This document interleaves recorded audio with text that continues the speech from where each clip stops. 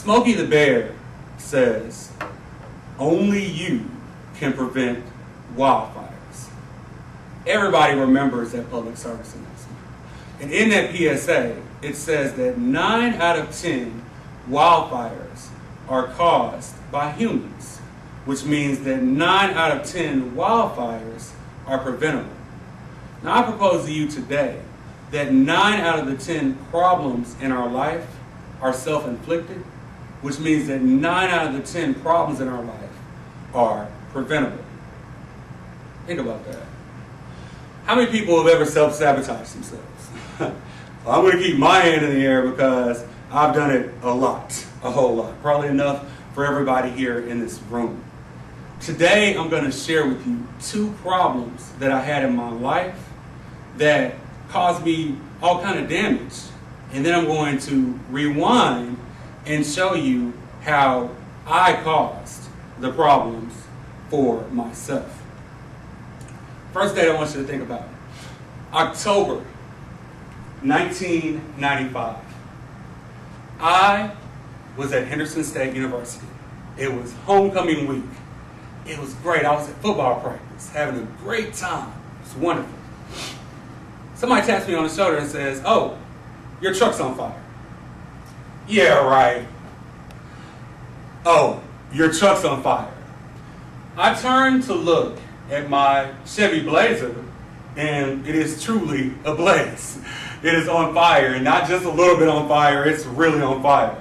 It burned so bad that it burned my truck down to the wheels and melted the 2 cars that were on either side of me because the fire was so hot that they couldn't get in their cars and move their vehicles.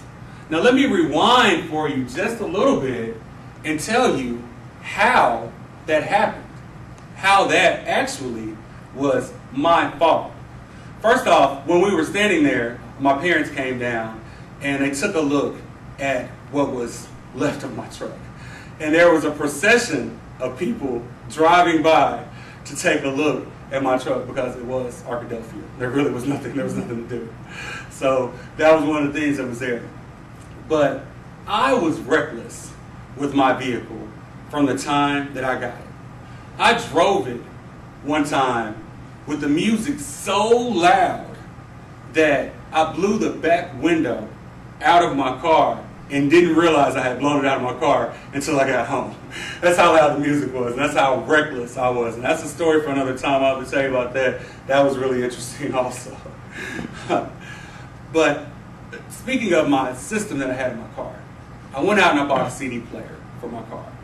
Now, instead of me spending the money to actually have the CD player put in a proper way, I got my cousin with no electrical experience, no job, to put my CD player in.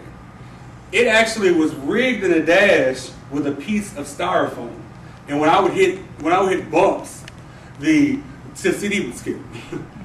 I wonder why my wiring in my CD was so bad that it caused it to catch on fire.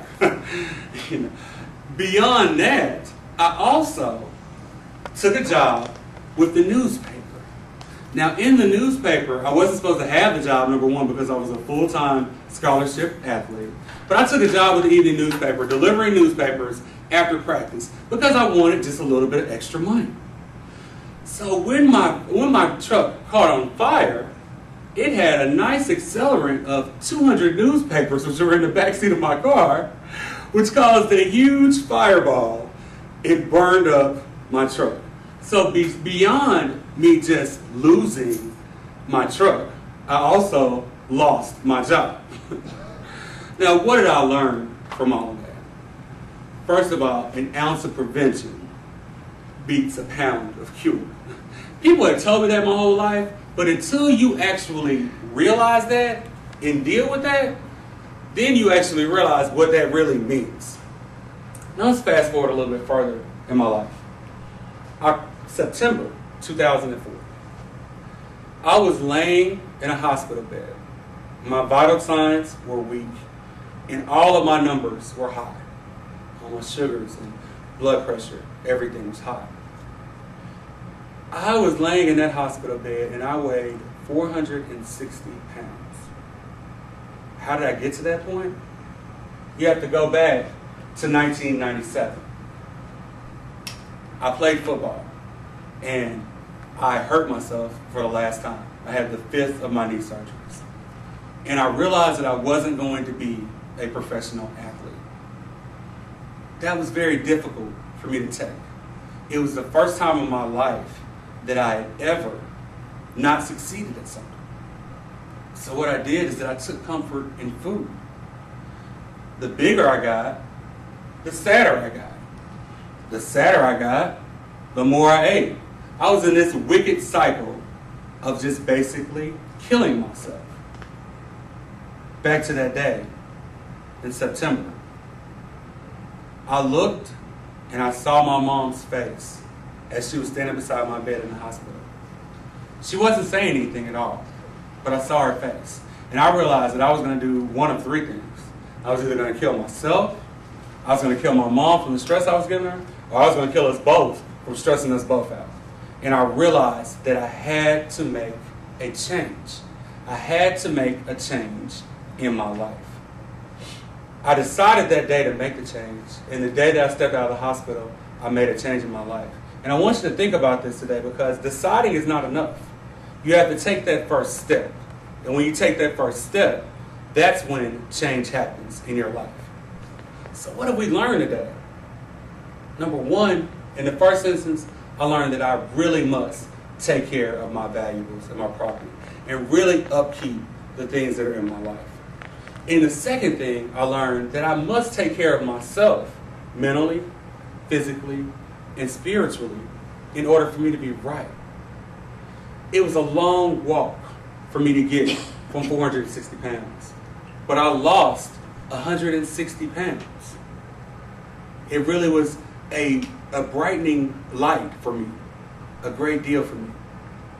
But what I want you to think about today, about our problems that we have in our life, because I'm not perfect.